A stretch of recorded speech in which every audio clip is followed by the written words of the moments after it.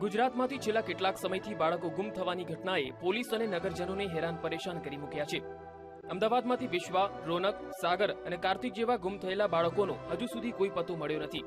Crime બ્રાન્ચે બાળકો શોધવા માટે સર્ચ ઓપરેશન હાથ ધર્યું હતું, જેમાં ક્રાઇમ બ્રાન્ચને અગાઉ 42 બાળકો અને તાજેતરમાં 16 બાળકોને શોધવામાં સફળતા મળી છે અને 5 છોકરીઓ છે, તેમજ 18 વર્ષથી નાના અને 14 વર્ષની ગાળાની અંદરના પણ બાળકો અને છોકરાઓ મળ્યા છે।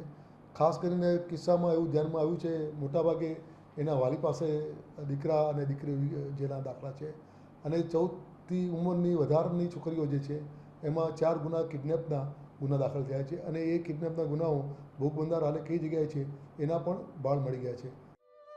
2012માં 89 બાળકોના ગુમ થવાની ઘટના બાદ ક્રાઇમ બ્રાન્ચે 2 વિભાગમાં બાળકોને શોધવાનું અભિયાન શરૂ કર્યું, જેમાં 1 થી 14 અને 14 થી 18 વર્ષના બાળકોનો સમાવેશ થાય છે, જેમાં ક્રાઇમ બ્રાન્ચે 58 બાળકોને શોધી કાઢ્યા છે। જો કે હજુ 32 બાળકોને શોધવાની કામગીરી ચાલી રહી છે। આ જે બધા બાળકો છે મોટાભાગના એના વાલી એટલે એની મા અને બાપ સાથે મળ્યા છે। અમુક કિસ્સામાં બાળકો મા બાપના ઝઘડાથી કંટાળીને ગયેલા એવા ખોખરામાં 2 બાળકો પાછા આવેલા છે। અમુક મિસિંગ જે રાજસ્થાનથી પણ મળી ગયા છે અમને, અને અમુક છોકરીઓ જે છે જે 14 વર્ષથી ઉપરની છોકરીઓ છે જેને એક લગ્નના હિસાબે કોઈ છોકરા સાથે ભાગી ગયા છે, પણ માઇનોર છે 18 વર્ષથી નાના એટલે 4 ગુના દાખલ થયા છે।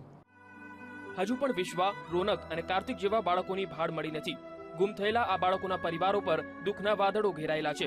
જો કે ક્રાઇમ બ્રાન્ચે એવી આશા વ્યક્ત કરી છે કે ગુમ થયેલા બાળકોને ઝડપથી શોધી કાઢવામાં આવશે। કેમેરામેન નિલેશ પટેલ સાથે અનિતા પટણી, VTV અમદાવાદ।